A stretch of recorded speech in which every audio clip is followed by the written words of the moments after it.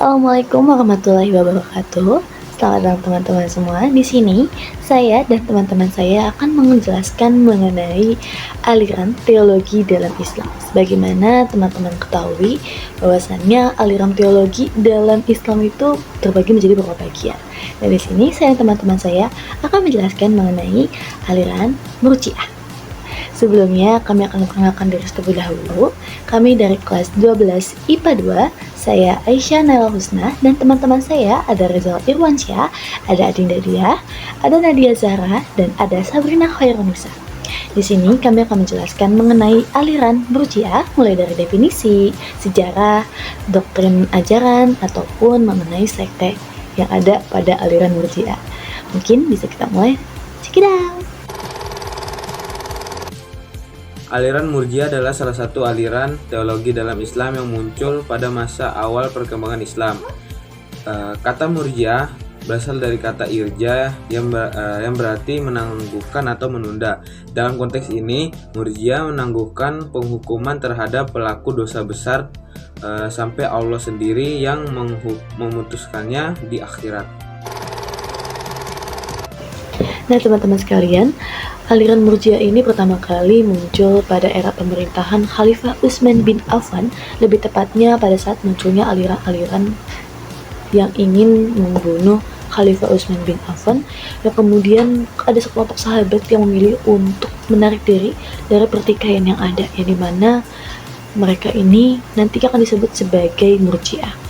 Adapun menurut sumber lain yang mengatakan bahwasannya sejarah munculnya aliran Murji'ah ini perdana ditandai dengan gerakan Al-Hasan bin Muhammad Al-Hanafiyah yang merupakan cucu dari Ali bin Abi Thalib pada tahun 695 Hijriah. Dalam sebuah surat pendek yang ditulis oleh Al-Hasan, ia menuliskan bahwasannya ia menolak berdampingan dengan kelompok Syiah dan ia menjauhkan diri dari aliran Khawarij. Hal tersebut ia lakukan untuk menanggulangi perpecahan di antara umat-umat Islam di kala itu. Sementara itu, menurut pendapat sejarawan lainnya, aliran Murji'ah ini muncul di tengah perseteruan Ali dan Muawiyah.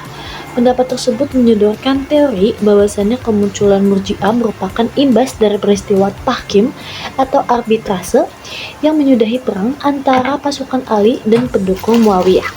Peristiwa tahkim ini membuat kelompok Ali bin Abi Thalib terpecah menjadi dua kelompok, yaitu aliran pro dan aliran kontra, di mana kelompok yang kontra menjelma menjadi Khawarij, kemudian menuding tahkim merupakan perbuatan dosa yang besar dan dapat dihukumi kafir.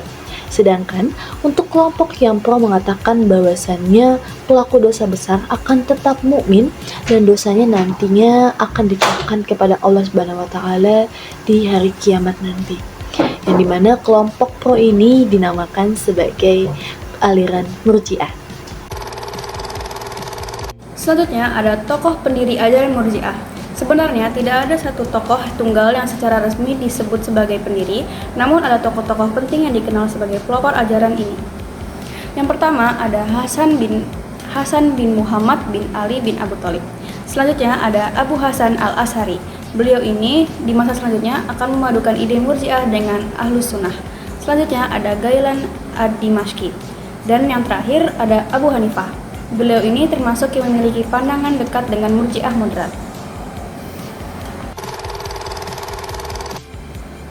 Doktrin atau ajaran pokok Murji'ah. Yang pertama, iman cukup dalam hati.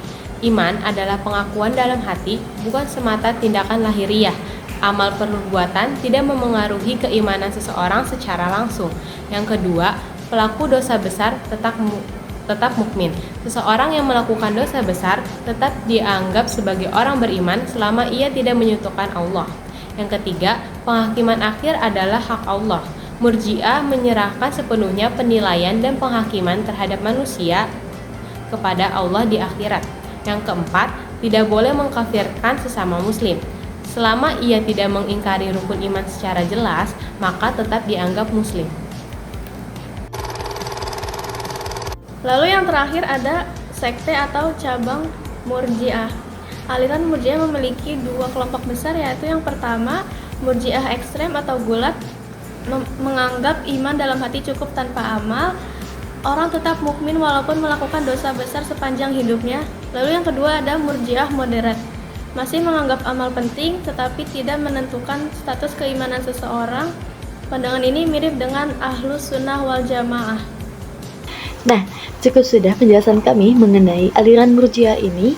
Mohon maaf bila masih ada kesalahan kata ataupun kekurangan kami dalam menjelaskan materi aliran Murji'ah ini. Wabillahi taufik wa hidayah. Wassalamualaikum warahmatullahi wabarakatuh.